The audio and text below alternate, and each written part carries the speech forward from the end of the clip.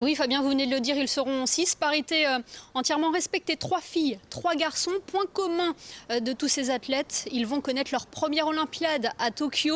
La présentation de la délégation a été ponctuée par l'annonce du porte-drapeau par son Altesse Sérénissime, le Prince Albert II. Alors, qui emmènera cette délégation au Japon?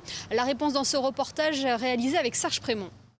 Le rôle du porte-drapeau est un rôle confié à un ou une athlète qui s'est distinguée par ses résultats et ses performances. Pour les Jeux Olympiques de Tokyo, son Altesse Sérénissime, le Prince Albert II, a souhaité confier cette mission à une sportive qui a obtenu sa qualification directe pour les Jeux en mars dernier, la pongiste Xiao Xingyang.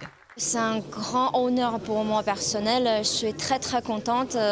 Franchement, merci qui m'a donné cette chance. Je suis vraiment très contente. 5 autres athlètes auront l'honneur de porter les couleurs de la principauté au pays du soleil levant. Charlotte Afria en athlétisme, Cédric Bessy en judo, Quentin Antonielli en aviron et Claudia Verdino et Théo Duruen en natation. Mon rêve, c'était de pouvoir participer aux Jeux Olympiques. Aujourd'hui, j'y suis.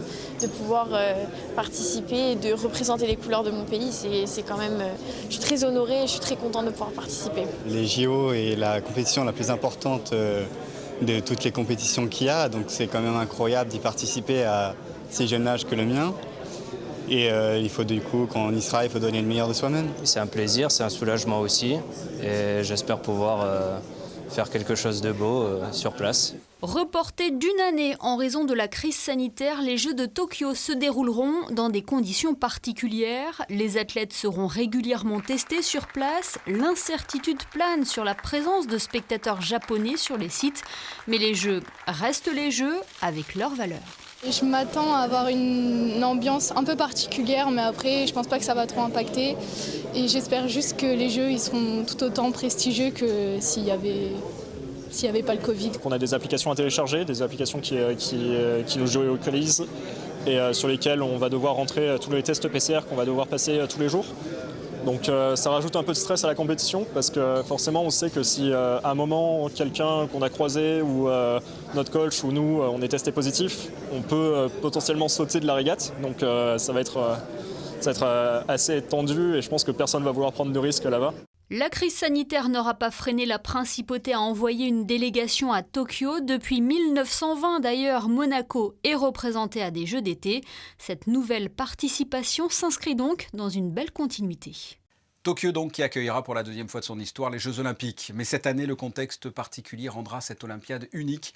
Comme le prince Albert II l'a exprimé dans son discours, ces Jeux sont le symbole de l'espoir pour un retour progressif à une vie normale. Je vous propose de l'écouter, il est au micro d'Émile Rousseau. Ce seront des Jeux très difficiles, très compliqués d'un point de vue restrictions sanitaires. Mais ça, on le savait depuis le départ. Mais en tout cas, je suis très fier de présenter cette délégation, très fier de nos athlètes, ceux qui se sont qualifiés, mais les autres qui soit ont tenu des invitations, soit ont montré déjà des qualités et peuvent être présents au titre de l'universalité. Je crois que c'est formidable. Je crois que c'est la première fois qu'on a une équipe à parité comme cela. Et je compte beaucoup sur leur état d'esprit, sur leur enthousiasme et sur leur volonté de participer pleinement à ces Jeux.